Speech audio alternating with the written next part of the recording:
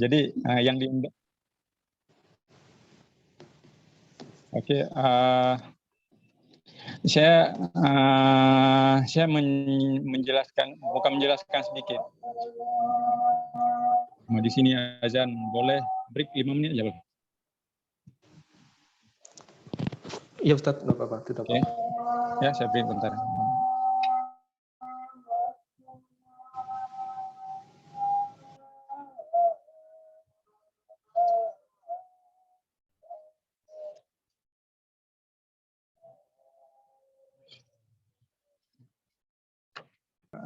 Belum sempat mempersiapkan PowerPoint ya untuk menyampaikan materi ini.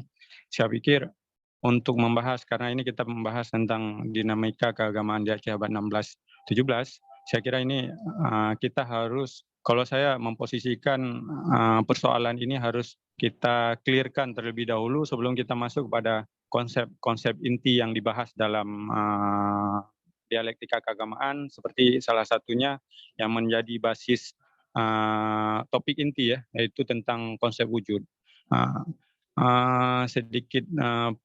Sedikit mukadimah, saya membahas persoalan ini ketika saya mengangkat tesis tentang wujudiyah Syekh Abdul Rauf Al-Jawi Al-Fatsuri yang biasa disebut dengan Syekh Abdul Rauf As-Singkili. Jadi itu adalah tokoh terakhir yang mencoba menjelaskan, yang berhasil menjelaskan konsep wujudiyah secara mendalam menurut saya, tanpa mengutak-atik perbedaan antara kedua ulama sebelumnya. Saya sampaikan sedikit bahwa kalau kita mengembalikan, kita harus untuk memahami persoalan, mendudukkan persoalan tasawuf di Aceh ini, terutama dialektika dialektika agama abad ke-16-17, tampaknya kita harus saya coba sedikit mengembalikan identitas di awal bahwa Islam yang masuk ke Aceh itu, kalau kita mengutip dari Hikayat Raja-Raja Pasai yang juga dikutip oleh Syekh Muhammad Naqwi Balatas dalam Historical Fact and Fiction, beliau mengutip satu hadis yang disampaikan oleh Nabi tanpa menjelaskan, tanpa memubuhkan misalnya hadis riwayat Muslim, Bukhari, Muslim atau seterusnya. Artinya hadis yang ini yang termuat dalam Hikayat Raja-Raja Pasai yang merupakan kitab tertua di Nusantara yang memuat tentang kerajaan-kerajaan sebelum adanya Samudra Pasai. Kita ketahui Samudra Pasai itu adalah kerajaan kedua ya setelah Perlak. Jadi sebelum kerajaan Samudra Pasai itu kan puncaknya itu abad 12 hingga abad ke-14. Abad ke-14 itu kita menemukan catatan yang paling berharga dari seorang penjelajah, misalnya Ibnu Battuta dalam Rihlah. Beliau menyampaikan, menurut saya dibandingkan beberapa petualang Eropa seperti Marco Polo atau ada yang beberapa orang dari Portugis, siapa namanya saya lupa, yang di Sumba Oriental, yang menulis di Sumba Oriental, mereka hanya mengatakan bahwa Islam yang hadir di Aceh itu sudah ada sebelum kerajaan Samudra Pasai atau Sultan Malik Az-Zahir. Jadi mereka hanya mengakui bahwa Islam yang datang ke Aceh itu sudah ada sebelum itu, sebelum kerajaan. Tapi mereka tidak menjelaskan Islam yang mana ini yang hadir di situ. Catatan Ibnu Battuta menurut saya sangat penting untuk kita jadikan titik kajian ya, jadikan data untuk memposisikan apakah identitas Islam di Aceh ini bermazhab Syiahkah, Sunnikah atau yang lainnya. Jadi Ibnu Battuta ketika sampai ke Aceh waktu itu abad 14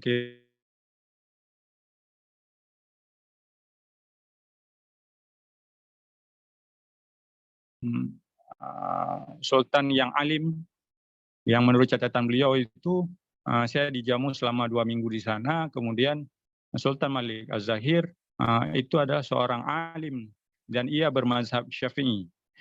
Kata-kata bermazhab Syafi'i ini menurut saya sangat penting untuk kita jadikan data bahwa abad 12 seperti sampai ke atas tadi yang Khairil Anwar juga sudah menyampaikan tadi bahwa ada saya mencatatkan ada 3 periode yang mungkin bisa kita jadikan titik kajian kita tentang wujudiyah ke depan. Yang pertama adalah periode pertama itu Al-Atas berpijak kepada hadis yang termuat dalam Hikayat Raja-Raja Pasai bahwa Nabi menyuruh salah satu sahabat telah ada satu daerah namanya Sumatera di kawasan negeri di bawah angin di mana di sana ada kerajaan Islam yang dipenuhi di dalamnya di sana masyarakatnya kebanyakan para aulia. Maksudnya masyarakat penduduk ramai aulia di kawasan sana. Apakah benar atau tidaknya tentang hadis ini? Tidak ada dalam kitab masyhur dalam Kutubut Tis'ah atau kitab-kitab lain hadis lain yang termuat tentang hadis ini. Tapi apapun itu, saya menganggap ini data yang paling awal yang belum ada bantahan sebelumnya. Setelahnya. Makanya pijakan Al-Atas seperti juga Buya Hamka itu mengatakan bahwa Islam masuk ke Nusantara yang diawali dari Aceh itu sudah ada sejak abad 8 Masehi. Persoalan selanjutnya adalah 8 Masehi itu Islam dari mana yang masuk. Tampaknya kalau kita membahas ini akan terlalu panjang, tapi saya mengambil catatan dari Abu Bakar Aceh, di mana beliau mengatakan bahwa Islam yang masuk ke Aceh pada abad 8 itu dari wilayah 3 wilayah penting. Yang pertama adalah Farsia, kemudian Arab, yang ketiga adalah India, Gujarat. Teori tentang Gujarat bahwa yang pertama masuk Islam ke Aceh itu tampaknya juga bisa kita akomodir. Sekalipun kita perlu mengkaji lagi siapa yang membawanya, saudagar yang mana, apakah orang Arab atau memang orang Hindu. Masalahnya jejak Hindu tidak ditemukan di Aceh. Ya hanya beberapa tempat aja, tempat-tempat bersejarah aja. Tapi yang perlu kita catat dibandingkan itu ada satu yang perlu Abu Bakar Aceh mengatakan mazhab yang masuk ke Aceh itu ketika itu adalah mazhab Syafi'i yang pertama, yang kedua adalah kaum Syiah, mazhab Syiah. Kalau kita ingin mempertegas identitas kedua ini mana yang dominan, saya pikir kita perlu mengkaji lebih dalam. Apakah Syiahnya yang dominan atau Sunninya yang dominan yang bermazhab Syafi'i. Tapi kalau kita mau meneliti secara melihat realitas masyarakat dari awal sampai sekarang, tidak pernah ada kerajaan Islam yang ada di Aceh itu bermazhab Syiah. Hanya saja beberapa catatan ahli Hashimi yang mengatakan di awal-awal Samudra Pasai, terutama pada masa sebelum Malik Az-Zahir memimpin sekitar abad 10 hingga 11, itu pengaruh mazhab Syiah begitu dominan. Pertanyaannya adalah, kalau memang mazhab Syiah yang begitu dominan, namun yang terjadi sampai hari ini adalah akidahnya orang Aceh dan Nusantara secara umum itu adalah akidah Syari Maturidi, kemudian mazhabnya mazhab Syafi'i, fikih. Yang membedakan seterusnya adalah di tasawufnya. Ini pembentukan tasawuf ini kalau saya dapatkan data ketika mengkaji Syekh Abdul Rauf, itu terjadi puncaknya itu pada abad 15, 16, 17. Dan abad 18, 19 itu mulai masuk periode kolonialisasi yang mungkin tidak begitu detail penjelasan persoalan wujudiyah. Namun ketika membahas tentang wujudiyah, kita ketahui ada 2 tokoh, 3 tokoh, 4 tokoh bahkan. 4 tokoh menurut saya harus dikaji secara totalitas. 4 tokoh itu yang pertama misalkan yang pertama itu ada Hamzah Fansuri, yang beliau adalah seorang ulama besar ketika itu pada masa ini berbeda pendapat, ada yang mengatakan pada masa Sultan Alauddin Riayat Shah, kemudian yang sebelum Sultan Iskandar Muda, kemudian juga di akhir pemerintahan Iskandar Muda. Jadi Hamzah Fansuri pernah menjabat sebagai qadhi. Di mana yang benar antara kedua ini, saya belum mendapat jawaban yang pasti karena tidak diketahui tahun kelahiran dari Hamzah Fansuri. Yang jelas beliau juga masih diperdebatkan juga kelahirannya, ada yang mengatakan di Fansur, yang Fansur pun menjadi perdebatan, ada yang mengatakan di kawasan Barus, ada yang mengatakan di kawasan Singkil. Ali Hashimi mengatakan memang di Singkil ada kampung namanya Pansur, bukan FP. Dan masyarakat Singkil sama halnya dengan kawasan Alas, Aceh bagian tengah ke tenggara sana, itu mereka lafaz pengucapannya itu F itu menjadi P. Jadi Fansur mungkin menjadi Pansur. Jadi sama kayak orang Sunda mungkin ya. Jadi tidak bisa mengucapkan F kemudian Z. Jadi yang mana benar, saya pikir tidak begitu penting. Yang jelas adalah beliau adalah orang Islam yang bermazhab Syafi'i, kemudian yang memiliki tarekat Qadiriyah. Itu bisa kita lihat dari syair-syair yang beliau tulis dalam karyanya. Sebagian ada di karya Rubai Hamzah Fansuri, kemudian ada di karya Asrarul Arifin. Kemudian ada beberapa karya lain tentang syair burung unggas atau syair dagang, itu juga dipertegas bahwa beliau mengambil sanad tarekat dari Syekh Abdul Qadir Al-Jailani. Jadi Qadiriyah. Beliau dulu juga sempat berkelana. Mungkin di Aceh singkat beliau, hanya beberapa tahun. Yang lama adalah beliau berkelana ke kawasan pernah ke Kudus. Kudus ini juga diperdebatkan, ada yang Kudus di Jawa Tengah, ada yang Kudus Jawa Tengah ya, Kudus di Jawa Tengah atau di Palestina. Tapi yang jelas beliau juga belajar di Baghdad, lama di sana, mungkin mendapat tarekat juga di sana. Kemudian tokoh kedua itu ada Nuruddin Araniri. Yang cocok menurut saya ketika kita bahas itu bukan Hamzah Fansuri dengan Nuruddin Araniri. Cuma karena terlanjur dua tokoh ini terlanjur viral dalam sejarah yang memiliki perbedaan yang signifikan. Tapi yang jelas saya lihat Syamsuddin As-Sumatrani memiliki peran yang lebih besar dibandingkan Hamzah Fansuri. Karena Hamzah Fansuri beliau hanya seorang ulama yang ketika itu mendapat jabatan sebagai penasehat raja. Tidak ada perdebatan yang panjang ketika itu, terutama persoalan syair beliaukah atau ajaran tasawuf beliaukah tentang wujudiyah beliaukah, itu tidak muncul ketika itu. Bahkan Sultan Iskandar Muda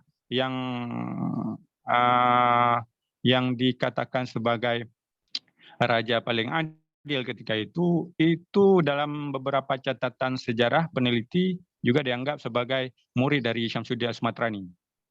Jadi murid Syamsuddin As-Sumatrani itu muridnya dari Hamzah Fansuri. Secara langsung dalam beberapa catatan kita temukan itu secara langsung. Jadi Syamsuddin As-Sumatrani ini beliau seorang qadhi, ulama besar yang menjadi penasehat Sultan Iskandar Sani sebelum datangnya Nuruddin Araniri. Jadi Syamsuddin As-Sumatrani ini ketika menjadi qadhi, beliaulah yang menyebarkan paham wujudiyah ke masyarakat. Beliau menulis beberapa karya, salah satunya misalnya tentang syair Ikan Tongkol, di mana beliau menjelaskan menjelaskan kembali ajaran-ajaran tasawuf yang diajarkan dalam syair-syairnya Hamzah Fansuri. Salah satunya itu kitab Rubai, karya Hamzah Fansuri. Beliau syarah kembali syair-syair yang ditulis oleh Hamzah, beliau syarah menjelaskan tentang persoalan ontologis antara Tuhan dan hamba yang menjadi pembahasan penting dalam tasawuf wujudiyah ini. Kemudian terakhir ini tentang Nuruddin Araniri. Kalau biografi kawan-kawan sudah pernah membaca, bahkan mungkin lebih dari saya. Tapi yang terpenting adalah bagaimana pandangan Nuruddin tentang wujudiyah atau tentang tasawuf yang datang sebelumnya, maksudnya periode sebelumnya yang sudah mengakar di masyarakat Aceh ketika itu. Kalau menjawab polemik ini, mohon maaf, kalau menjawab persoalan ini, tampaknya kita harus mengklirkan dulu penjelasan tentang konsep wujud. Dan saya tidak, kayaknya kita bisa diskusi di lain kesempatan, karena Nuruddin Araniri pun dalam kitabnya Hujjatus Siddiq Lidaf'i Zindiq itu sangat jelas menjelaskan tentang konsep wujud antara Allah, posisi Allah sebagai Khalik, posisi hamba sebagai makhluk. Itu sangat jelas. Bahkan beliau menjelaskan tentang bagaimana konsep wujud menurut mutakallimin, menurut falasifah, kemudian menurut kaum sufi sendiri, itu memiliki perbedaan yang sangat mencolok, terutama mutakallim dengan ahlus sufi. Jadi para mutasawif atau kalangan sufi, mereka tetap menganggap bahwa wujud itu esa. Dalam catatan Nuruddin Araniri misalkan, saya mengambil Nuruddin dulu ya, kita nggak bahas tentang Hamzah, karena persoalan syair itu sangat dalam dan kita bisa membahas di lain kesempatan. Tapi saya mengambil catatan dari Nuruddin Araniri, ada beberapa kitab yang memang tujuannya untuk mengkritik wujudiyah yang ada sebelum itu, yang ketika beliau hadir datang ke Aceh kali kedua. Sebelum itu beliau pernah datang tapi tidak melihat wacana wujudiyah. Wujudiyah sudah menjadi konsumsi masyarakat, kemudian beliau kembali lagi ke daerahnya, ke Aranir India, kemudian kembali lagi ke Aceh. Di saat kembali ke Aceh itu Syamsuddin Sumatera ini sudah meninggal. Jadi fatwa yang pertama yang perlu kita luruskan adalah fatwa Nuruddin Araniri dalam Hujjatus Siddiq Lidaf'i Zindiq, yang kemudian juga di kitab saya lupa yang satu lagi tentang perbandingan perbandingan mazhab-mazhab keagamaan itu, saya lupa namanya. Jadi di situ memang secara tegas beliau menyatakan bahwa Hamzah Fansuri dengan ajaran wujudiyahnya itu menganut wujudiyah mulhidah. Mulhidah berarti kategori zindik. Jadi kalau ada yang tahu nama kitabnya saya lupa nih, nanti bisa disebutkan. Jadi di Hujjatus Siddiq, beliau hanya menjelaskan argumentasi-argumentasi yang memperkuat argumentasi bagaimana disebut sebagai wujudiyah mulhidah. Sebelum menjelaskan itu, beliau sebenarnya sudah sangat jelas posisinya ketika menjelaskan tentang wujudiyah. Misalnya dalam konsepsi mutakallim, beliau menjelaskan apa yang dijelaskan oleh misalnya apa yang sudah ada dalam mazhab Asy'ari, seperti Imam Asy'ari menjelaskan bahwa beliau mengutip daripada mutakallim bahwa wujud itu merupakan zat di mana wujud Allah sebagai wajibul wujud, ia zatnya qaim lizatih, dia berdiri dengan sendirinya. Kemudian wujud alam itu mumkinul wujud atau berdiri dengan hak ta'ala. Kemudian beliau juga mengatakan bahwa wujud Allah dan wujud alam ini berlainan, berbeda. Dia Nuruddin menggunakan skema mutakallim untuk menjelaskan persoalan wujudiyah. Artinya wujud Allah dan hamba itu adalah wujud yang berlainan dan juga bukan berdiri sendiri. Dalam artian beliau memberikan penegasan bahwa ada dualitas wujud di sini. Wujud Allah, wujud alam. Ini konsep mutakallim. Logika mutakallim itu mudah diterima oleh masyarakat baik awam, khawas atau khawasul khawas.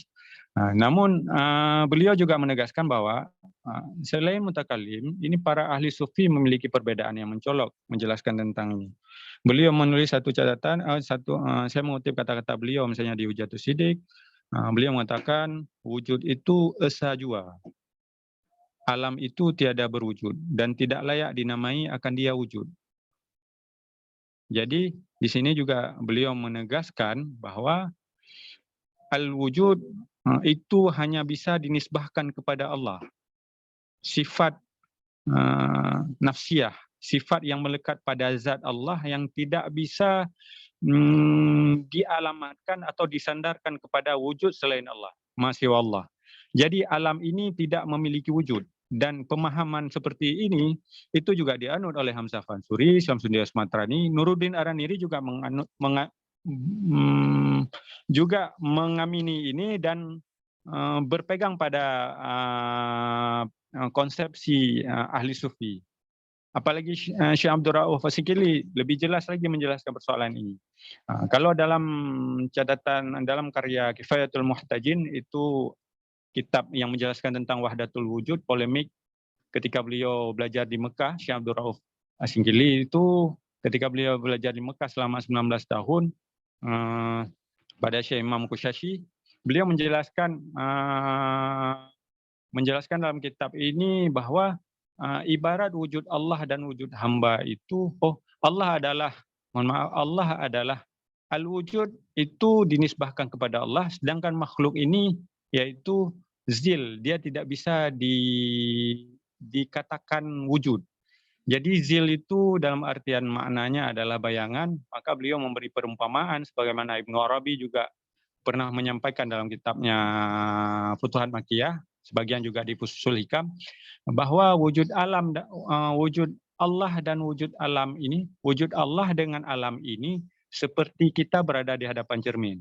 Jadi wujud kita, bayangan yang ada dalam cermin itu, dia tidak bisa berdiri sendiri, dia juga tidak bisa dikatakan wujud karena ia bergantung pada wujud diri kita yang berada di depan cermin. Wujud hakiki adalah diri kita, sedangkan bayangan itu adalah bukan kita dan juga bukan selain kita. Itu bahasa dari Syekh Abdul Rauf. Jadi memang agak rumit ketika kita membahas tentang hubungan antara hamba dan Tuhan dalam konsepsi wujudiyah. Tapi yang jelas adalah kita mendudukkan permasalahan dulu itu tentang konsepsi wujud, di mana ahlu sufi semuanya setuju bahwa tidak ada dua wujud dalam konsepsi dari Hamzah sampai Syekh Abdul Rauf. Artinya Nuruddin juga kalau teman-teman mungkin pernah membaca dalam karyanya Latas di The Mystical System of Hamzah Fansuri, beliau sedikit bingung ketika memposisikan Nuruddin. Kenapa kok bahasa saya kenapa bisa mengeluarkan tahkim teologis demikian terhadap Hamzah, padahal beliau lebih tahu hakikat dari wujudiyah. Sedangkan kita tidak pernah menemukan sebelumnya wujudiyah mulhidah dengan wujudiyah muwahhidah itu tidak ada penjelasan sebelum Nuruddin Araniri. Artinya Nuruddin Araniri yang pertama menjelaskan tentang perbedaan antara muwahhidah dengan mulhidah. Yang apakah ada persoalan lain ketika itu sehingga beliau harus menghukumi zindik pada pengikut Hamzah Fansuri, pengikut wujudiyah, atau ada memang pemahaman beliau demikian. Dalam penelitian saya ketika itu, sejauh yang saya dapatkan langsung mengakses literatur dari Hamzah, Syamsuddin Asmatrani dan juga Nuruddin, tidak ada perbedaan pandangan antara ketiga ulama itu sampai dengan Syekh Abdul Rauf. Bahkan Nuruddin Araniri itu dalam kesimpulan sementara saya, beliau lebih sufi dibandingkan sebelumnya, tokoh-tokoh sebelumnya. Artinya fondasi tasawuf beliau itu lebih kuat. Dalam logika tasawuf yang beliau sampaikan itu lebih kuat dan lebih mudah diterima oleh masyarakat dibandingkan konsepsi yang disampaikan oleh Syamsuddin Asmatrani atau Hamzah Fansuri. Jadi menghukumi zindik kepada pengikutnya atau kepada muasisnya Hamzah Fansuri, ini yang mestinya menjadi pertanyaan penelitian kita, ke pengikutnya atau ke Hamzahnya. Jadi masa Nuruddin Araniri ketika itu menjabat masa akhir Sultan Iskandar Sani dan awal dari Sri Ratu Safiyatuddin, itu memang polemik keagamaan ketika itu sangat tinggi. Beberapa catatan mengatakan bahwa banyak pengikut Wujudiyah Hamzah Mansuri itu secara politik berseberangan dengan pemerintah Sri Ratu Safiyatuddin. Itu yang pertama, catatan yang pertama. Yang kedua adalah banyaknya masyarakat yang mengatakan diri pengikut Wujudiyah, pengikut Syamsuddin Asmatrani. Padahal kalau dicari, mereka juga tidak bisa membuktikan sanad keilmuannya, gurunya. Artinya ini muncul begitu banyak pseudo sufi waktu itu. Salik buta kalau bahasa dalam beberapa kajian itu disebut mereka sebagai salik buta.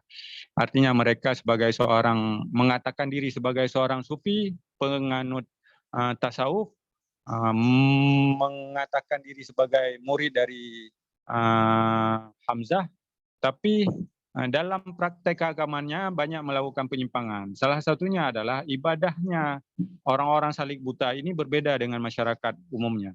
Mereka menganggap bahwa mengkultuskan diri sebagai seorang mursyid, seorang syekh, dan sudah mencapai makam tertinggi, mereka tidak memiliki kewajiban untuk melakukan syariah. Makanya ibadahnya mereka, salat terutama, kalau menurut mereka ketika mencapai tingkatan ma'rifah, maka tidak perlu lagi melakukan ibadah secara syariah. Ini ada penyimpangan yang begitu besar yang terjadi ketika masa Sri Ratu Safiyatuddin di awal. Makanya besar kemungkinan Nuruddin Araniri mengambil sikap tahkim terhadap pengikut Hamzah karena kekacauan pemahaman agama di masyarakat. Saya tidak pernah menganggap bahwa Nuruddin ini mengambil sikap berbeda dengan Hamzah, namun ada kondisi-kondisi tertentu, apalagi sebagai qadhi ya, yang masa kerajaan beda mungkin sistem sekarang. Kalau ke sekarang kan MUI itu yang memiliki otoritas agama mengambil kebijakan juga atas persetujuan pemerintah atau presiden. Tapi ketika dulu beban agama atau otoritas agama diberikan sepenuhnya kepada qadhi. Bahkan raja atau ratu itu menjadi murid dari qadhi. Artinya kebijakan yang dilakukan oleh Nuruddin itu juga bukan langsung kepada Hamzah ataupun Syamsuddin Asmatrani, tapi menunggu beliau wafat, ketika itu baru mengeluarkan fatwa itu. Artinya ini ada adab yang begitu tinggi yang dilakukan oleh Syekh Nuruddin terhadap syekh dari Syamsuddin Asmatrani. Itu yang posisi yang kedua. Artinya kalau menurut saya melihat ini posisinya sama seperti Imam Junaid al-Baghdadi ketika menghukumi Al-Halaj.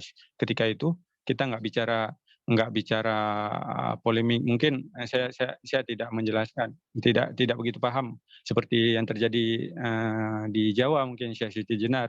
Tapi kasus seperti Al-Halaj ketika mengatakan anal haq itu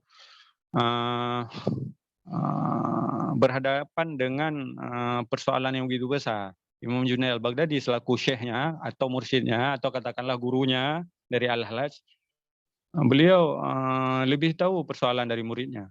Sehingga kalau kita lihat dalam kitab Al-Kashful Mahjub karya Al-Hijwiri, beliau mengatakan bahwa perbedaan pandangan antara mazhab mukasyafah atau kasyaf dengan mazhab mazhab muamalah seperti Imam Junaid al-Baghdadi dengan mazhabnya Sakar yang mengalami mabuk seperti yang dialami oleh Abu Yazid al-Bistami atau Al-Hallaj, ini memang sudah berjalan setiap zaman, memang terus ada nih. Sama halnya seperti mungkin hadirnya Ibnu Arabi menjadi polemik bagi kalangan-kalangan tasawuf yang lain. Tapi yang perlu dipertegas adalah saya tidak melihat ini polemik antara Hamzah dengan Nuruddin atau Nuruddin dengan Syamsuddin Asmatrani, tapi melihat ada hal-hal yang memang wilayah tasawuf itu harus dikembalikan pada wilayah syariah, pada hal-hal tertentu. Makanya Imam Junaid al-Baghdadi ketika menghukumi Al-Hallaj, ketika terjadi polemik waktu itu, beliau pulang ke rumah, kemudian mengambil jubah, lalu jubah qadhi, dan ketika itu menghukumi bahwa Al-Hallaj sesat. Dan ini ada hal yang dipertimbangkan. Saya tidak bisa menghukumi bahwa yang mana salah, yang mana benar, tapi bagaimanapun saya menganggap keempat tokoh ulama di Aceh ini, dari Hamzah, Syamsuddin Asmatrani, Nuruddin hingga Syekh Abdul Rauf, mereka berpaham wujudiyah muahidah, bukan mulhidah. Seterusnya adalah pembuktian bahwa mereka menggunakan, bahwa mereka ini berpaham wujudiyah, kita bisa melihat dari konsepsi wujud dari keempat tokoh ini. Tidak ada perbedaan yang sangat yang mencolok dalam konsepsi wujud. Baik Hamzah itu sampai dengan Syekh Abdul Rauf, mereka meyakini bahwa Allah menciptakan alam ini dari yang pertama diciptakan Allah yaitu Nur Muhammad. Jadi konsepsi Nur Muhammad itu hanya dalam tasawuf. Kalau kita setuju dengan corak, yaitu corak falsafi yang dikembangkan melalui yang menjadi Arabi, yang seterusnya berkembang di kawasan Arab, Persia hingga ke Asia Tenggara. Maka corak tasawuf yang berkembang di Aceh ini lebih dominan dari Ibnu Arabi. Buktinya beberapa karya dari keempat tokoh ini tidak pernah lepas dari kaulnya Ibnu Arabi dan juga beberapa tasawufnya di kawasan Turki seperti Ar-Rumi dan juga Sa'adi di kawasan Farsi. Untuk lebih menghidupkan suasana, tampaknya kita perlu diskusi dulu ya. Mungkin itu saja yang bisa saya sampaikan. Selebihnya kita bisa diskusi. Assalamualaikum warahmatullahi wabarakatuh. Waalaikumsalam warahmatullahi wabarakatuh. Syukran jazakumullah khair atas penyampaian materinya yang luar biasa. Baik, kita buka sesi tanya jawab kepada asatidzah dan rekan-rekan sekalian. Bagi yang ingin bertanya secara langsung pada Ustaz Syahriza bisa melalui fitur raise hand. Atau mungkin kalau tidak bisa bertanya secara langsung bisa melalui kolom chat. Dipersilakan.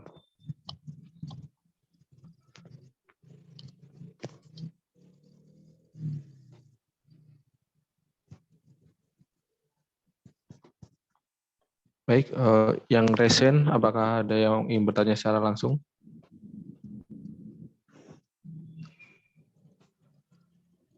Baik, kita ada pertanyaan terlebih dahulu, Ustaz, dari kolom chat. Dari Ustaz Hadi Prayitno, izin bertanya, bagaimana kisah atau sejarah sebutan Serambi Mekah pada Aceh, dan adakah hubungannya dengan kota Padang Panjang di Sumatera Barat yang sama-sama memiliki sebutan Serambi Mekah?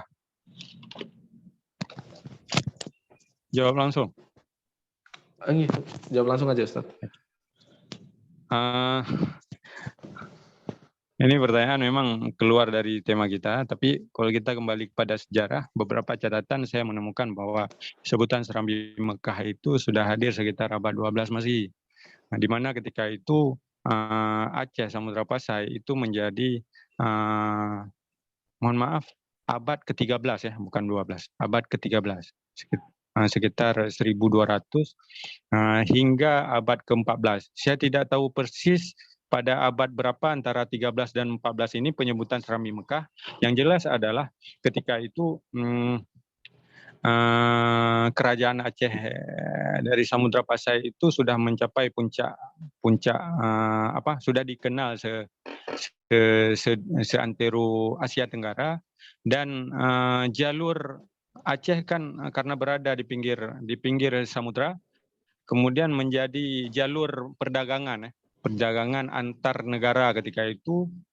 Jadi bisa dianggap kalau dulu itu kawasan itu antar Sumatera itu menjadi jalur transit para pedagang-pedagang dari belahan dunia untuk melakukan perdagangan ke kawasan Cina. Jadi dari Arab, dari India, dari Farsi dan beberapa negara itu ketika menuju ke Cina, ini jalurnya melalui Samudra Pasai. Di Sumatera jalur itu menjadi jalur kunci ketika ada sebagian saudagar yang memang telat melakukan perjalanan, kan dulu tidak menggunakan mesin seperti sekarang. Tidak perlu mengikuti kondisi angin, kondisi cuaca, tapi kalau dulu kan masih mengikuti secara manual, masih mengikuti alur arus angin, maka ada waktu-waktu tertentu mereka melakukan perjalanan, dan yang telat-telat ini mereka singgah. Karena udah telat, jadi anginnya dikhawatirkan tidak sampai pada ke tempat tujuan, mereka singgah ke Aceh. Disitulah banyak orang daripada dagangannya tidak sampai ke tempat, jadi kita habiskan maksudnya di Samudra Pasai, di kawasan-kawasan Nusantara, yang disitulah awal Islam itu terjadi perkembangan. Dan di bawah kerajaan ketika itu Samudra Pasai, Aceh menjadi tempat perdagangan internasional. Jalur rempah ya kalau program sekarang itu menjadi tempat persinggahan sekaligus pasar internasional yang salah satu yang kosmopolit ya kalau bahasanya.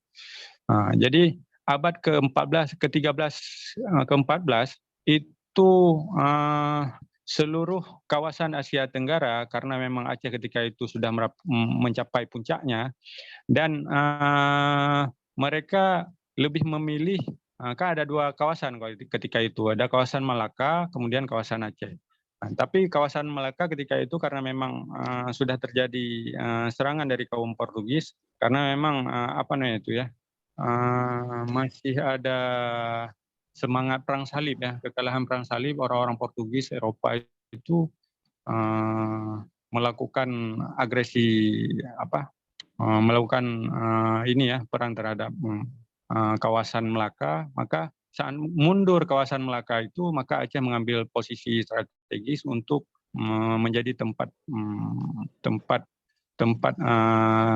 pelayaran ke haji yang sebelumnya mungkin di Melaka. Maka disitulah sampai masa Iskandar Muda, kemudian Iskandar Sani, tempat itu tidak pernah berpindah ke tempat lain di Asia Tenggara. Makanya Aceh dijadikan sebagai bukan transit malah, tempat pijakan. Kalau sekarang kita ambil ke Jakarta ya, kalau daerah-daerah berkumpul di Jakarta, kemudian dari Jakarta langsung ke Jeddah. Maka di Aceh dulu karena menggunakan kapal, maka semuanya bertumpu ke kawasan Samudra Pasai, maka disebutlah sebagai Serambi Mekah. Sebelum sampai ke Mekah, ini Serambinya, halamannya. Jadi orang-orang Asia Tenggara, ini sebutan orang Asia Tenggara kepada Aceh ya, bukan orang Eropa. Sekalipun beberapa catatan seperti Dennis Lombard, kemudian ada Snock juga mengatakan Serambi Mekah emang sebutan sebelum itu. Mungkin itu yang bisa saya jelaskan, tapi yang terkait dengan Padang Panjang saya belum menemukan jawaban.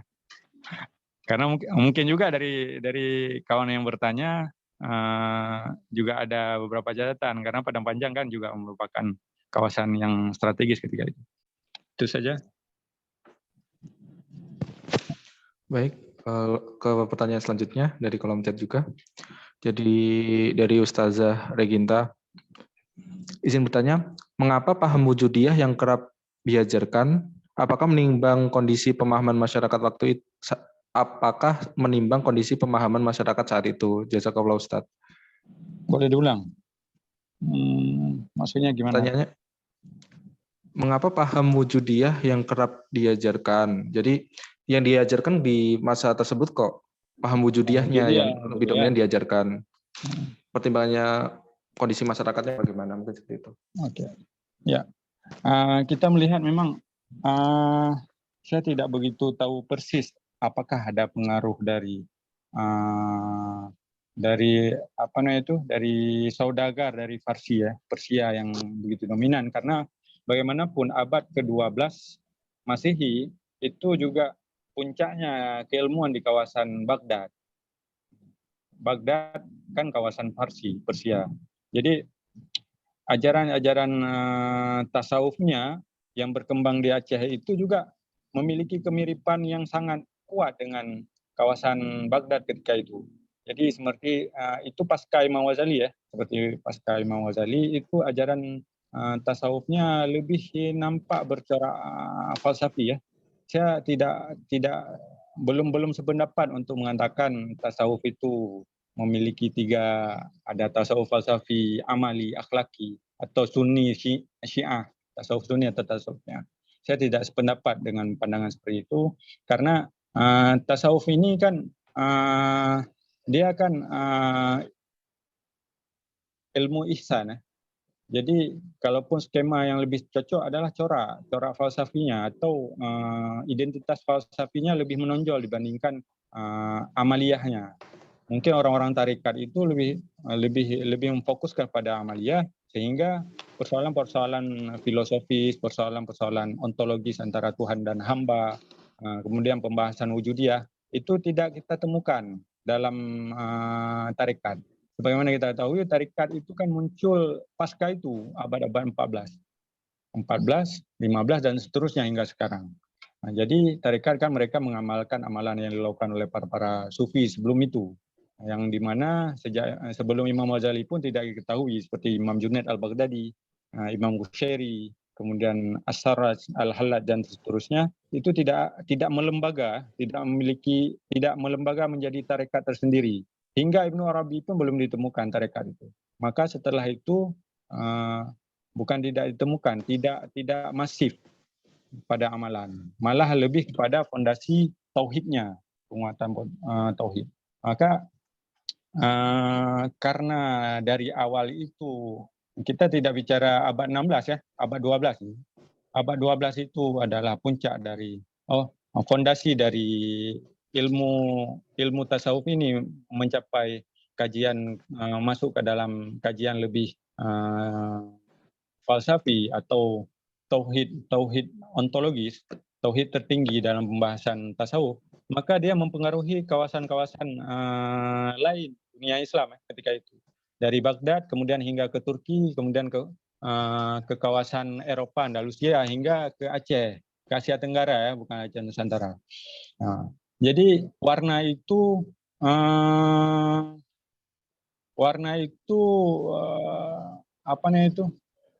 dominan ketika itu dan mempengaruhi kerajaan hingga akhir dari kerajaan Aceh ketika itu.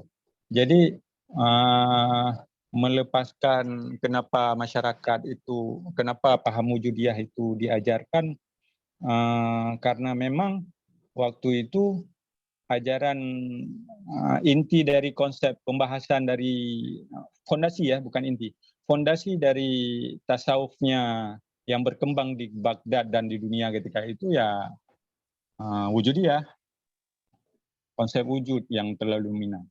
Untuk menjelaskan hakikat antara wujud hamba dan wujud Tuhan itu, ini kan hanya ada dalam kajian tasawufnya Ibnu Arabi ya, sebagai kita temukan fondasi awal yang menjelaskan melakukan dua pemahaman yang berbeda dibandingkan tasawuf yang sebelumnya mungkin.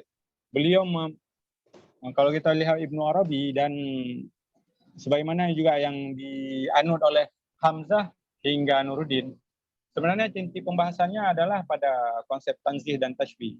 Jadi Tuhan itu adalah transenden dan juga imanen. Persoalan misalnya dalam tradisi dalam peradaban Barat atau pemikiran Barat itu kan Tuhan itu transenden, atau dalam konsep falsafah atau kaum filosof itu kan Tuhan itu transenden, makhluk itu atau manusia itu imanen. Jadi tidak mungkin kita bisa mencapai kebenaran yang ada pada Tuhan.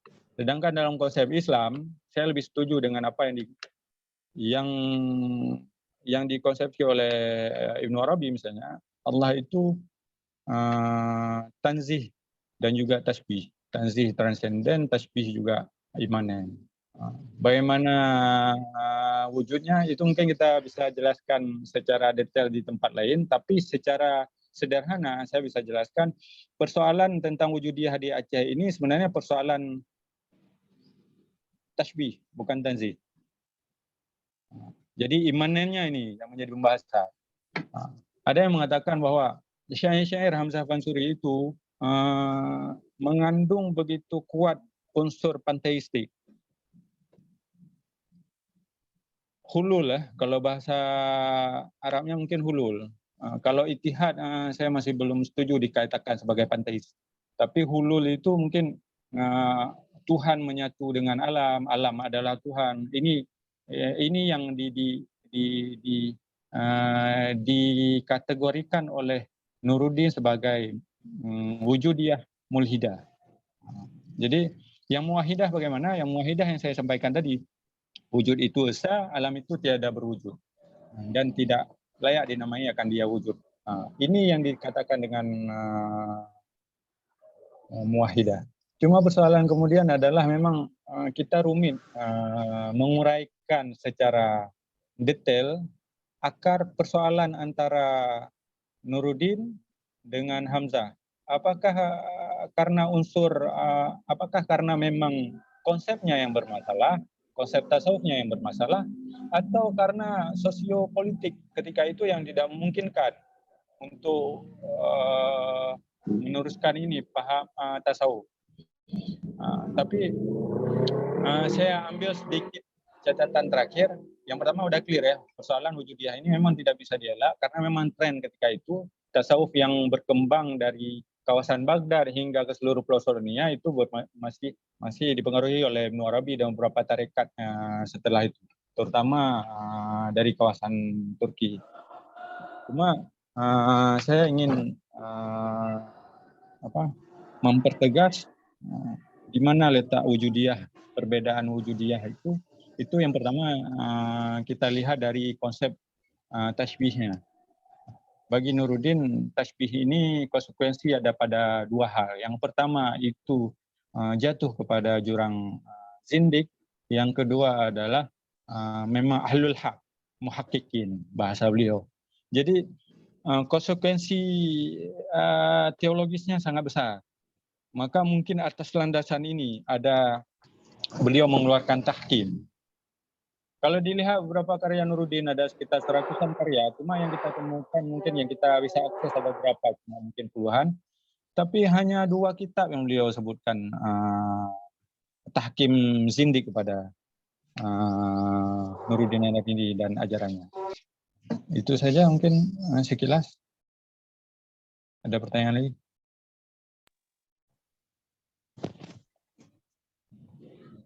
Baik. Nanti terkait IG sama YouTube bisa menyusul, insya Allah di tag sama Atanbir. Baik, mungkin pertanyaan terakhir dari Ana, Ustaz. Jadi kan Allah adalah zat yang tersembunyi, makanya kemudian menciptakan makhluk itu untuk dikenal.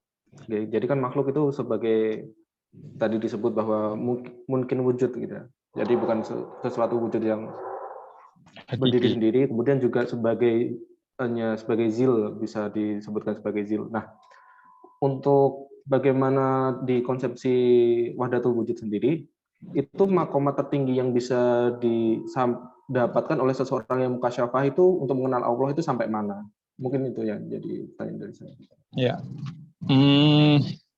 kalau kita keluar dari ini kan para sufi itu kan tasawuf ya, dari literatur yang saya baca itu memang beda-beda nih. Kalau kita menggunakan skemanya yang di awal kita udah tahu misalnya Rabi'ah Adawiyah itu mahabbah misalnya, kemudian ada Imam Al-Ghazali itu mengatakan ma'rifah, kemudian ada yang seterusnya mungkin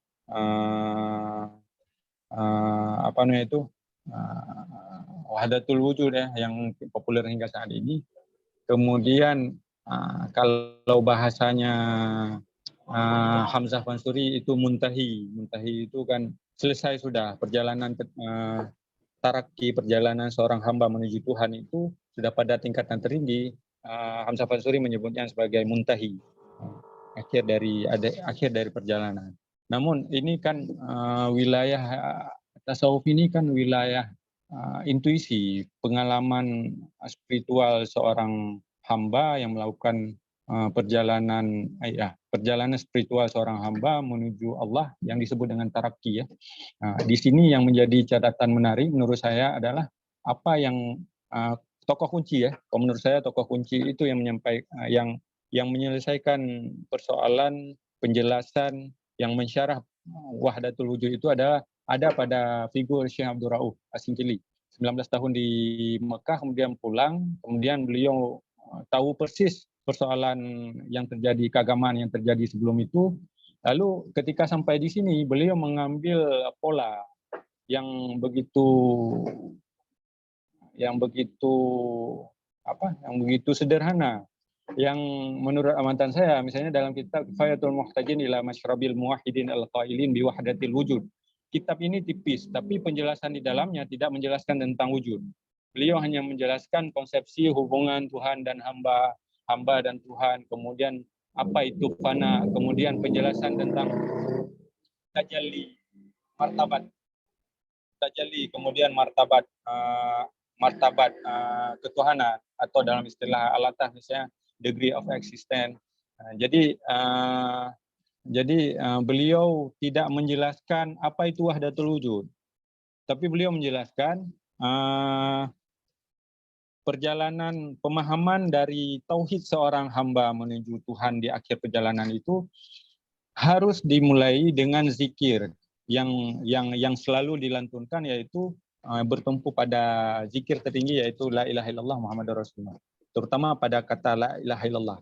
La ilaha illallah itu menjadi wirid rutin tarekat Syatariah. Sebagaimana kita tahu, Syekh Abdul Rauf itu ada pembawa tarekat Syatariah ke Nusantara sebagai khalifah.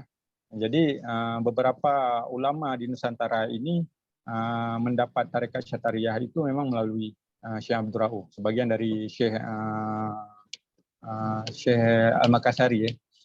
Namun yang perlu dipertegas ini, cara Syekh Abdul Rauf itu meredam persoalan wujudiyah yang terjadi antara pemerintah dan juga masyarakat gitu ya, itu di mana ultimatum tahkim Nuruddin terhadap wujudiyah itu membuat pemerintah itu mengambil sikap mengejar orang-orang yang berpaham wujudiyah. Kemudian sebagian besar karya yang ditemukan itu dibakar di halaman Masjid Raya. Yaitu menjadi catatan bagi saya, catatan kelam di Aceh, di mana karya-karya ilmiah yang seharusnya dirawat akhirnya musnah hanya karena perbedaan yang begitu kecil. Makanya kesulitan seperti Alatas mungkin tahun 70-an datang ke Aceh, ke pustaka tertua Tanah Abe, itu di Selimum Aceh Besar. Beliau hanya untuk mencari naskah Ashabul Asikin, Muntahi, kemudian Asrarul Arifin. Tapi yang ditemukan yang lengkapnya bahkan di Leiden misalkan. Dan itu cukup membantu kajian orang-orang yang setelahnya yang ketika mengkaji tentang tradisi awal masuknya Islam ke Nusantara itu jarang sekali tidak menyebutkan Alatas. Jadi catatan Syekh Abdul Rauf misalkan mengklirkan persoalan wujudiyah itu saya pikir cara terbaik untuk menyelesaikan polemik, karena polemik udah hadir. Jadi bukan polemik itu yang dibahas, tapi hal-hal yang lain yang mungkin lebih sederhana. Dengan mengamalkan la ilaha illallah, maka seseorang akan mencapai pada tingkatan ya mungkin oleh setiap orang mengalami hal-hal yang berbeda. Ada yang syuhudul wahdah fil kasrah, atau sering disebutkan dengan wahdatul syuhud, penyaksian. Kalau Nuruddin lebih setuju dengan penyaksian. Seorang sampai pada tingkatan tinggi adalah musyahadah, penyaksian sifat Allah, asma wa sifat. Itu dalam bentuk-bentuk yang kita tidak ketahui karena saya nggak pernah mengalami. Sedangkan tingkatan yang lebih tinggi dari itu karena wujudul wahdah fil kasrah, wujudul kasrah fil wahdah. Catatan kesimpulan dari Syekh Abdul Rauf itu yang paling menarik adalah kesatuan, kalaupun terjadi, ini logika, kalaupun terjadi penyatuan antara hamba dan Tuhan dalam konsepsi mutakalimin, kita menggunakan skema mutakalim, bahwa ada dua wujud hamba tidak mungkin bersatu dengan wujud Allah. Kalaupun bersatu itu hanya terjadi pada sebelum Allah menciptakan alam ini. Di alam azali ayanu sabitah dalam ilmu Allah. Jadi kalau kita mengikuti konsepsi wujudiyah ini, itu martabat wujud itu ada 3 dalam konsepsi Hamzah. Ini makanya saya bahas wujudiyah ini asiknya di pertemuan di kesempatan lain. Tapi karena udah disinggung, saya jelaskan sedikit. Di martabat para sufi ini, 4 orang kita katakanlah ini, mereka memiliki konsepsi tasawuf yang sangat mirip. Tidak ada perbedaan mereka di antara mereka. Makanya bingung saya ketika ada polemik ini. Mau dikategorikan kemana? Al-Atas juga tampaknya tidak ada posisi yang jelas menghukumi siapa, karena ada persoalan yang lain. Tapi yang jelas konsepsi Nuruddin Hamzah itu sangat mirip. Misalnya Hamzah Fansuri memiliki yang pertama meyakini bahwa wujud alam dan wujud hamba itu memiliki 3 martabat. Yang pertama martabat ahadiyah, wahidiyah, asma wa sifat.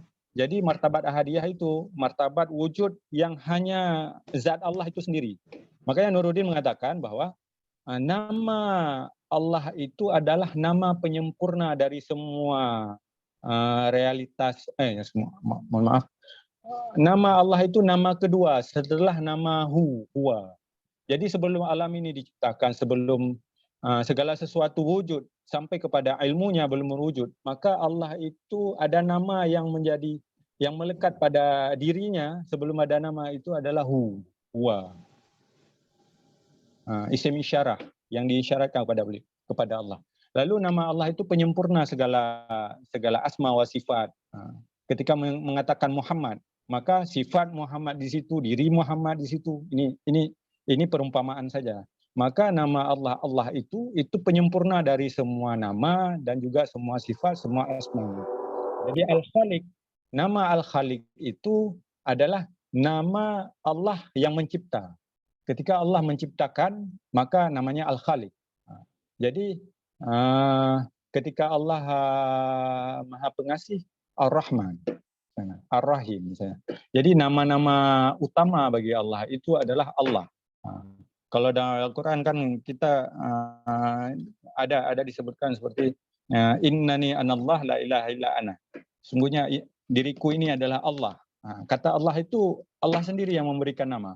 Makanya sebagian orang yang mengatakan bahwa dalam zikir-zikir Allah, hu, kita tidak bisa menjudge secara zahir, karena memang dalam ajaran tarekat itu kan ada tingkatan-tingkatan zikir. Pada tingkatan awam, khawasul khawas, kalau dalam konsepsi kita, atau dari awam menjadi fanaul fana. Pada kondisi fana itu kita bisa lihat mungkin dalam sejarah seperti yang dialami oleh Al-Hallaj. Dia mengalami fana, mungkin fanaul fana, anal haq. Dalam konsepsi tasawuf ketika mengatakan anal haq, maka yang dia katakan itu sebenarnya Allah, akulah Allah, tidak ada alam, penafian semua alam kecuali Allah. Sebenarnya itu, cuma karena konsekuensi ketika dilafazkan menjadi bahasa, maka konsekuensi logis adalah dia masuk ke dalam bahasa. Bahasa itu kan masuk ke dalam persoalan logika, persoalan zahir. Maka harus dihukumi secara zahir juga jika ada konsekuensi teologis kepada masyarakat. Saya pahami seperti itu. Jadi tingkatan-tingkatan itu sangat personal dan Allah memberikan. Makanya Al-Atas ketika ditanyai apa itu ilmu, yang pertama tidak ada batasan makna ilmu. Sekalipun ada definisi dari beliau, misalnya ma'rifatus syai' atau hakikatus syai'. Tapi yang jelas beliau menjelaskan bahwa ilmu itu ada usul makna fil qalb mungkin fil nafs. Jadi sampainya makna, bukan sampainya definisi, sampainya makna. Jadi siapa yang mendapatkan makna? Orang-orang yang dipilih oleh Allah. Begitu juga derajat-derajat kesufian atau maqamat kesufian, dari derajat yang paling rendah hingga derajat hingga wali atau mukarrabin seterusnya, itu juga diberikan oleh Allah. Maka intervensi kita untuk mengatakan derajat yang paling tinggi itu apa? Itu sangat personal. Makanya ketika personal kita bawa, kita giring kepada konsepsi mutakallim atau konsepsi fuqaha untuk menghakimi para sufi ini, saya masih belum sependapat dengan pola seperti itu. Karena setiap rumpun, setiap ilmu itu memiliki metodologi masing-masing, paradigma masing-masing, bahkan worldview masing-masing. Itu saja mungkin dari saya. Baik, syukron jazakumullah khair Ustaz atas kajian hari ini. Semoga ilmu yang kita dapat pada sore hari ini diberikan keberkahan oleh Allah Subhanahu wa taala.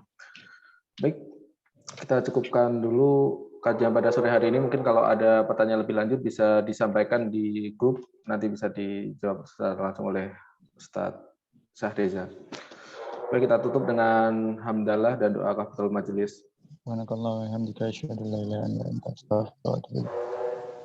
Assalamualaikum warahmatullahi wabarakatuh. Syukran Ustaz. Ya,